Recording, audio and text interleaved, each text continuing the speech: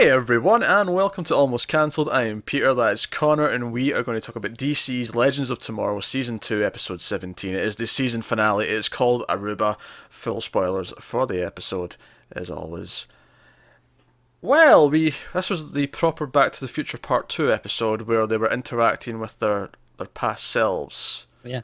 And there was a lot of fun stuff that came from that. I actually really enjoyed the finale. Yeah, me too. Right from the opening, the previously on was completely different. It was, because they started with the Professor Stein in the club from like earlier in the season, where he even says the Back to the Future line. It starts with a line from Back to the Future. He's like, okay, try and keep up that line from Back to, and then it goes into all the season. So it was a nice roundup, and I liked. Do you know what I liked about it? Because obviously they very quickly get Rip. Rip gets the ship out, and then they go and sneak into where the Ray's suit is because they can use that to put him back to full size. Happens very quickly. This is all before the title sequence, and it's really funny that they don't think to go outside before they make the ship bigger. So I really noticed as it breaks out of Star Labs, destroys the building. It actually plays a little bit of the Flash theme. All right, cool. There was some nice little music in this. So see, like soon after this, when they come up with the plan, and they're like, all right, we'll go back to 1914, 16, and we'll change events. And they realise that if they do that, then they will vanish from time because they are aberrations. Because then that'll never happen. Therefore, they'll never exist. And I'm not entirely sure this adds up with all the previous time rules, but I don't mind because this is. And I'll accept it, barring one thing at the end, which I need to question. We'll get there when we get there. But there was a moment when Sarah says, look, if this is what we need to do to save reality, then, and if that means sacrificing us, then that's what we do. And it's as she says that it's the main Legends theme, but it's like a choir that was singing it, and it was just I just gave it this nice little air of like emotion, and it was like, that's just heroic. They're being heroes. And what I thought was really smart, because I think there was a cynical side of me, is that when they went back to 1916, and when the first person died, I was like, right, well, this doesn't really matter because they're all going to get erased anyway. So the deaths of all the the future ones don't matter. However, they did this really smart thing where they constantly made it mean something, because all of the deaths happened in front of other characters that would affect how, because like Amaya sees Nate die, Stein sees Jackson like sacrifice himself for him, which gives them a better bond. Like all of them meant something in a different way. Do you know what else I like about it as well? It never does it as just, oh, this person's dead. It's always in purpose of the mission. So it's like it's a setback rather than just a death. Yeah, they're almost like sacrificing themselves knowingly so that the main team, the team from the previous part of the timeline, can get to the other ship. And do you know what I liked about it? Is that it kept doing what I thought it should. I think Ray dies first. He goes out to get the blood, but Reverse Flash is thinking ahead. He's went back to this time as well because he's realised that they're going to do this, and he just, I keep letting you live for some stupid reason. I'm just going to kill you. And he goes up and he rips his heart out, and it is gloriously brutal. It is gloriously brutal, and they're all in shock, obviously, and I don't blame them for being in shock because it's still quite a sight, right? Yeah. But it's very quickly Mick says, once they're back in the ship, look, it doesn't matter anyway. We're all going to be erased. Like, this is the point. And then Sarah, I thought she was going to fight him on it and said, no, Mick's right. Plan's still the same. And I was like, this is the exact sort of thing I expect the writers to mess up on and have them all make a big deal about it. And well, it's still a shock to see, and all the characters who see it do react because it is a shocking thing to watch. They watch each of their friends die. Obviously, the big one that works really well is of course, future. I say future, or like head of the timeline, like post Doom World. We'll call them the post Doom World team. Like, that mech gets killed by Snart. Another mech presumably sees it, which helps him make the same thing. But straight before he dies, he calls them his friends. Like, he has a team. I don't have a partner, I have a team. So all of the deaths, as much as they didn't mean anything in terms of death, they didn't mean, oh, these characters are gone and we're not going to have them anymore. They all meant something else. And I thought that was really smart, because it made something that could have felt like it had no weight have meaning. Yeah, and they kind of had fun with it as well. They were like, we're going to lose them all one by one as like a countdown, and it's going to be fun. And that's okay, because as long as the characters in the show are also doing that with us, like they're going, this isn't consequential. It doesn't matter that we're dying. Yeah. They were shocked just enough, because it would still be shocking to see. Like, you still have a moment of, oh shit, I just watched this. But it was just short enough where it worked, and someone else snapped them out and said, no, look, like, it's fine, this is part of the plan, let's go. So it was the right balance, and that was really good. The only one who didn't die, of course, was Sarah, who got her fade away moment at the end, where she says the Goonies line, and Nate points out Goonies, and Amaya's like, "What's a Goonie?" Amusing line. Goonies never say die. Have you seen the Goonies? No, I've seen bits. We've been over this before. See, now I want to speak our destiny because the reality needs some fixing of its own. You're an aberration. Gonna go back and make sure you watch the Goonies. No, scratch that. I'm going to go back and make sure you're never born, because why not? Good measure and all. Yeah, I suppose. But no, all that stuff was good. All of it. And like I say, the writers were doing the things that made sense when I thought they were going to fall into these pitfalls. I thought they were going to fall into these traps where I was going to be sitting there going, no, it doesn't matter because this means this. But no, they were doing, especially see when the ship gets damaged, when the Legion shoot down the ship, I immediately went, the other ship, the ship you came in. See, and this is where my one problem comes in. Why does the other ship not disappear? That ship is an aberration as well, surely. Because the other one was destroyed and it's connected to the time stream, and the time stream... You are pulling bollocks out of your ass, sir. And because it's connected to the time stream, reality writes itself. Alright, do you want a simple answer? They cause a time explosion because they're not meant to interact with themselves, and they end up interacting with themselves. And there's a lot of fun where the two Sarahs are saying things at the same time. I thought her scene with herself was quite good, where she's like, we can't use this because we know what we do with weapons, and they have that somber moment. There's a lot of fun stuff with that throughout. Also, Mick was eating a donut near the start of this episode. Oh, Mick was cracking me up this whole episode. He was really funny. He kept saying, let's just go to Aruba, which is where the name comes from. Yeah. And the other one that I really loved is when they were like, wait, what? You're not all here. What happened to the rest of us? He just points and goes, dead, good as dead. Yeah, everyone else is like, oh, we can't say it. It's too much to take in. And he just walks up and says it so bluntly. It's good stuff. But even before that, when they were pretending that it was just the three guys on the ship, it was Rip, Mick, and Nate. And they were on the ship, and they were pretending to be the old ones, but they weren't. And they were trying to get past the old versions of the other characters. When he sees it, when Nate sees Amaya, and it's this emotional moment, and it worked really well. Yeah, it did. I was into it. Actually, honestly, my only nitpick in terms of things working, the ship thing didn't bother me so much. I don't know why, but for some reason I just kind of write that off as like things are fixing itself. There was they caused the time eruption thing, and we see at the end of the episode that causes a lot of problems. Yeah, well, I'm gonna let it go because ultimately this show has done far worse. Oh, it has. It has. You should have seen the timeline, the tables and graphs we made for. And this episode throws that all again. I'm thinking, do we have to reevaluate some of that stuff? I don't think we have to yet. But if he ever shows up again in any show, that's my concern. Is that we may have to reevaluate this someday. I'm pretty sure if he shows up again in another time without them giving us an explanation there and then, it just throws the whole thing out the window and it's all bollocks. Yeah. It's all bollocks. That reminds me, my other favourite moment. Last week I said I'd never related to Rip more than when he wanted to put the rum in the cakes. Mm-hmm.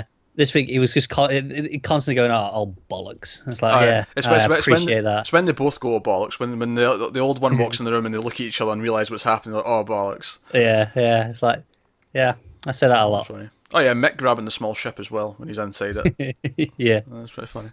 Because my favourite part of that was the shot from inside the ship, and it's like his big face, like, Godzilla style. Yeah. That was really funny. That's a great episode. That's when he's eating the donut as well. Yeah. This was super fun. A lot of good emotional beats. I felt like they all had like sort of arcs that they finished. Like Amaya says she's going back to 1942, and you sort of believe that she probably should. But then when Nate says, I'll come with you, because I'm not leaving you, and she's like, oh, in that case I'm staying. I don't want to go. I'm just doing it because I think I should. But if we're a thing, then yeah. Screw it, yeah. I'm staying. Rip does leave though. Yeah. He's gone. He's realised that Sarah's a better captain, and I actually really, it's just a little thing, but it's just the camera sort of lingers on her after he leaves, and she's got this little smile, and it felt like a proper. I don't think he ever needed to pass the torch, but this felt like the proper passing of the torch. Yeah. And I don't know, I was into it. Obviously, the one moment when she's got the spear, my one nitpick that I was getting to actually is they're almost at the other ship, and then that's when Reverse Flash shows up, and he shows up with lots of reverse. He's got into different parts of the timeline, and there's like 50 Reverse Flashes. He told us he told them they were going for reinforcements. Yeah, because I was wondering who he was going to go for, because you knew he was going to show up with someone. I thought he was just going to go for the Doomworld versions of the others, you know. Oh, right, okay. Damien with his magic back, and you know, just those versions. Yeah, but no, he went for himself. That was a Doctor Who trick, I'm going to call it. Yeah. One hell of a shot though with that reveal. Oh, it was great. My one nitpick though. Oh, kind of two, I suppose. One is that, does he really need the other ones? He goes so fast. Like, does he really need more than one of them? I mean, if he was fighting multiple Flashes, sure, you need more than one Reverse Flash. But I don't care because he look cool as shit. But my one real nitpick is, though, is he's speeding around, like all these Reverse Flashes speeding around and taking them out. I'm like, why is this taking so long? They're ticking down one by one as Sarah's saying the thing to like make the spear work. Yeah, just leave Sarah. Yeah. Until the last possible moment. I'm like, why is it this taking... Like, this should be over in a split second to us. This should be nothing. Plot convenience. Plot convenience. And you think for a second she's already rewrote reality. You think it's whatever's in her head is what's happened to reality. And it's not really. It's more like Barry going to the Speed Force, where she has a moment with Laurel, and outside of reality, where Laurel is because she's dead. And she realises this is not real. And I liked that they were watching Wizard of Oz actually on this scene. That was a nice little... Kind of, you know, not in Kansas anymore. You're in like a fantasy land. It was a nice bit of foreshadowing. And what I liked about this is, again, to compare this to the Flash, this was essentially the moment where Barry has to accept that his mother has to die for everything to work. Yeah. And obviously, it's been a good arc for Sarah. Not only she became the captain over the season, at the start of the season she was desperate to kill Dark, and she stops herself from doing it before this scene actually. And then in this scene, she's like, "Yeah, I can rewrite it," and Laura's like, "You're not going to, because you know it's a fake world, because even me, you're saying this is fake, and we know what Doomworld felt like. It didn't feel real. It felt like this weird bastardization. Yeah, she'll always know. Yeah, so she makes that decision that it's not real. It has to be back, and it's a neat little plan. She alters one thing, and that is to make the spear ineffective. That is the one thing she alters. Yeah. So and that works. And presumably she also let Black Flash know where he is, or something to that effect, because he comes in just nice on time right away. Yeah, I assume so. And she seems to know that he's coming. She's very aware of it, isn't she? Yeah. I guess future Sarah told her what to say with the spear. Because I assume so. Because the younger one shouldn't know what to say. Yeah, I just assume it happened in one. Yeah, they were having the big meetings on the ship, but just thinking, here's what you got to do. Must have done, just in case. Here's what you say. Yeah. Yeah. I actually really like the shot of Reverse Flash disappearing. Like, see, it was like all breaking into pieces and going up. It was much better than the previous sort of versions of this we've seen, I thought. Yeah, I agree, actually. It looks really good. All the effects in this episode look great. Yeah, we got Atom flying around, Firestorm firing off things at people. Their aim was terrible. They kept missing everyone. But, the stuff at the very end looked fantastic, I thought. Yeah, so basically just to fix the timeline so that everything still makes sense in the other shows. We don't have to go back and reshoot the other seasons to fit into everything now. They wiped the minds of Dark and Malcolm and Cold.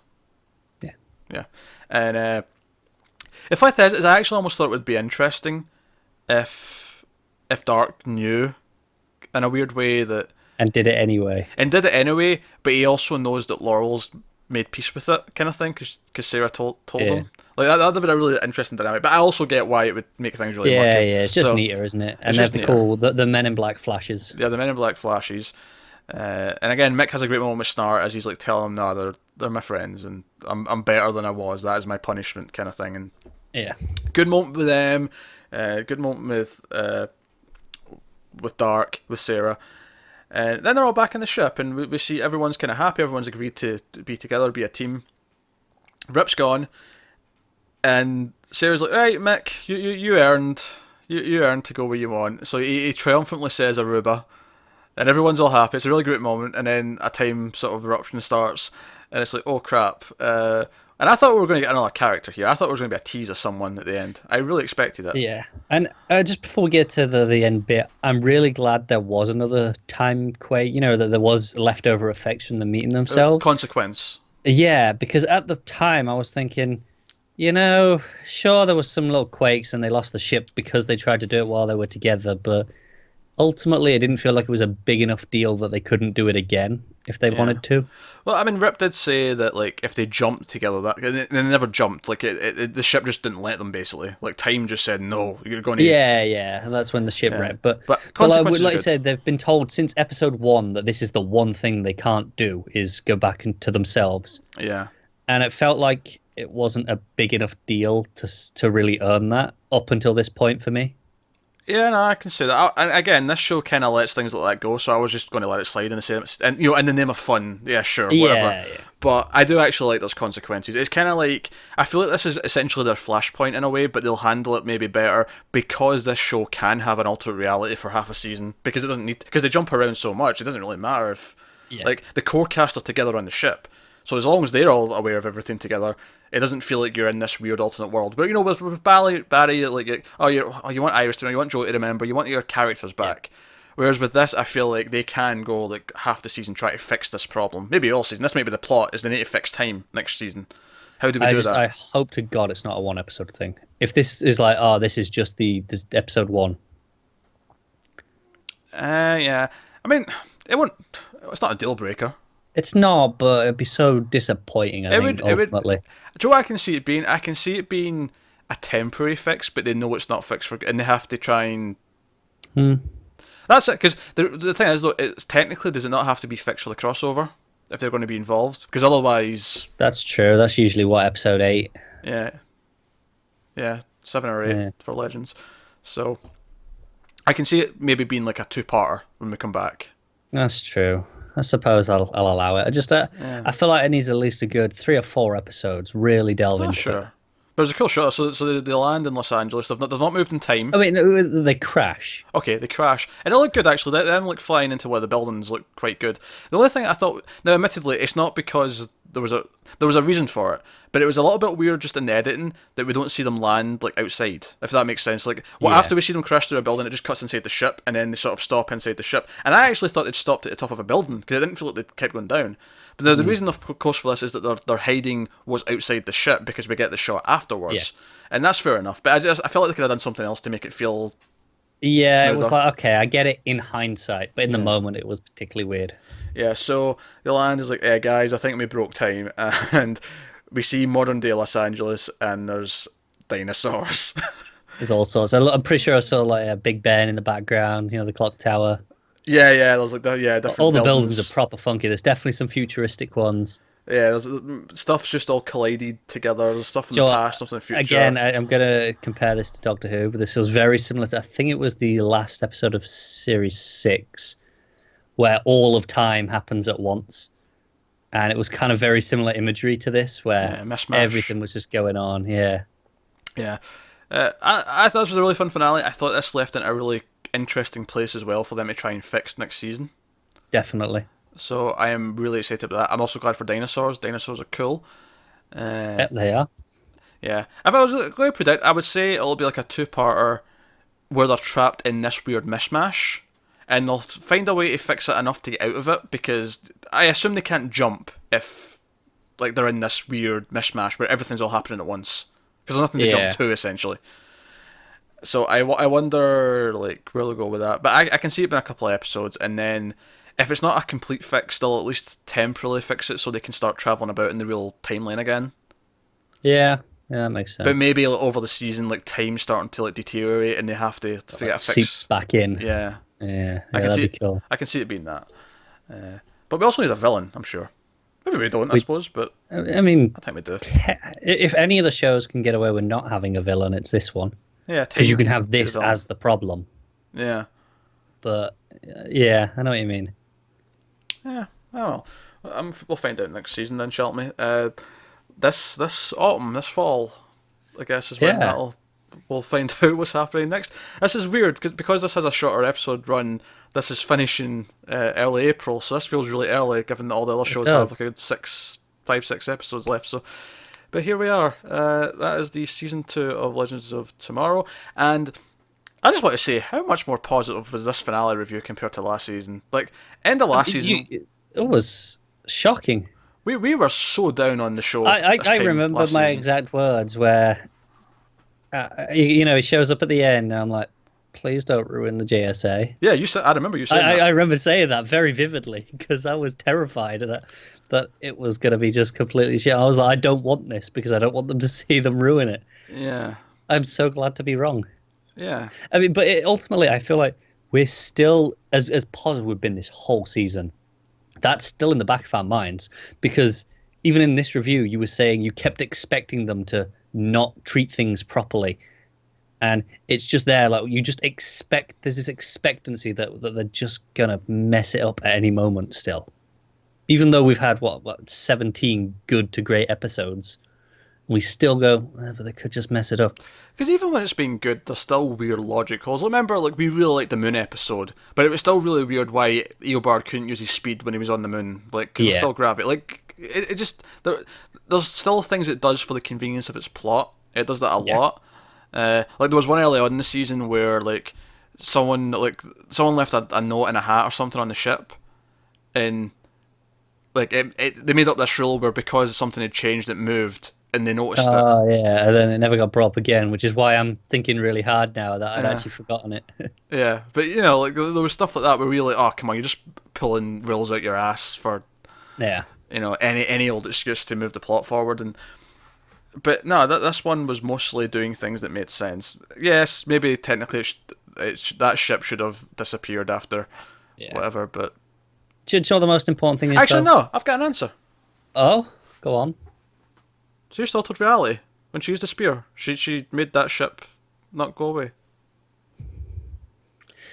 Okay. She can literally do anything she wants with a spear. She made it not have power, she alerted Black Flash, and she made this ship...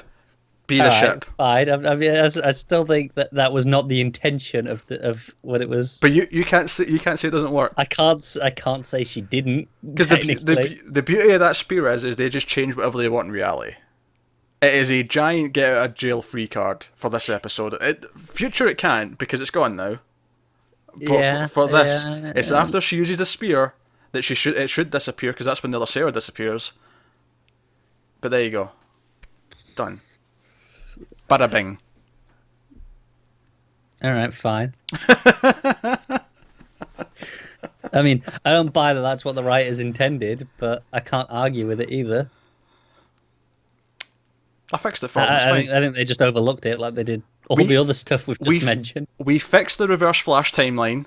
We fixed this. Yeah. We're patching these problems left and right. The writers should send us a check, quite frankly. They should. We're doing so much work for them, but we're like consultants. But this was a really fun season. I think there was maybe like 2, maybe 3 sort of filler-esque episodes that I wasn't like the Japanese one, like when they were in feudal Japan. Yeah, I thought it was a fine episode, but it was definitely a filler. I would go as far as to say that one wasn't even fine. I think that was maybe probably the only one actually, but I did think that was mediocre. But it was like again 1 out of 17. Yeah, we get on every time you have a season of this length. Yeah. The Camelot one, I wasn't super into either. I mean, there's some moments in it, but it was like those were the 2 that stick out to me as being not that great. Whereas for the most part, this was a really consistent season that had direction. I like the new characters, both Amaya and Nate. Both of those a lot. Mick's been great this season. Sarah's had a good arc. She's been a good captain. Ray's not had much to do, but I mean, he's fine being there. I've really liked him playing off Mick. Yeah, that's true. And he's not been in a horrible romance this season, so that's nice. This is true. So, and Stein and Jax have been had some not good moments. firestorming quite enough. Not firestorming enough, but they've had some good moments. Stein especially has had some good fun stuff. But I thought it was a solid season. And the villains were good. Legion of Doom. Definitely. Even in this one, where Malcolm and Dart were like, should we just do this old school? That was fun. Also, I like how vulnerable Firestorm is that one arrow makes them fall and split. Yeah, I was like, you transmuted that whole thing into, what was it, jelly beans or whatever it was. Yeah. Or even the big bomb from the crossover that turned it into water, or whatever it was. Yeah, one arrow coming towards you. I mean, for a start, you're flying. You could just fly out of the way. Second, you can't just burn it because you're literally on fire coming out of your head in your hands and whatever. What would have been third, cool? Just transmute it. Yeah, what would have been cool is if they just put their hand like that, and the arrow, and we see it in slow motion as it hits it, just like sort of turn into water, like gradually. Yeah, or just turn into anything that just won't hurt. A dildo. Cool. Just... Dun. All right, clearly we're They ready. may want to make it a little bit more PG-13. All right, something else that's floppy. I don't know. I just like the image of it going, just going wobbly at the end. All right, guys, I think that'll wrap us up. Been a solid season. Season 2, Legends of Tomorrow, really good, consistent stuff. As much as I think Flash and Supergirl might have had a couple of higher highs, Yeah, definitely. those have had much lower lows than this season of Legends does. Supergirl had a good 4 or 5 episode stretch where we were kind of depressed because the romance plot was terrible. Flash was really sort of unfocused before Christmas. Yeah. Do you know what it is? This season has made me want all the other CW shows to be cut to 17 as well. Yeah, it definitely feels tighter. The fact is, though, it's been interesting to say that after the first season because the first season was really repetitive and didn't use its episodes wisely. Yeah, but I feel like if this had had 22, we might have had a few more episodes where they were gone, that was filler. Sure. Which is strange. You almost think, well, yeah, you can have filler, but you could have had fun filler too. Like, you could just go to a different time period, have a fun adventure, and Yeah. whatever land. But this was 90% focused on the plot. it was very specific to the plot pretty much all season. Whereas last season it was, not Damien Dark, Vandal Savage was here. Let's go here. Oh no, we get into a plot with the current local people, and Yeah, that's like all but maybe 2 episodes of that from that season. yeah. So there we go. That is Legends of Tomorrow. Let us know what you thought of this episode and the season as a whole in the comments below. Like and subscribe and all that stuff. It helps us out a lot. Get us on Twitter at mailed_fudge for channel updates. Get individual Twitters on the screen there for me and Connor if you want to just hear our general ramblings and me talking about comics and occasional movies and stuff. But no, that's us. So thanks very much for watching. Keep watching TV. Have you got any vanilla? Actually, I just thought of something else I want to change. I want to go back in time and not watch Iron Fist.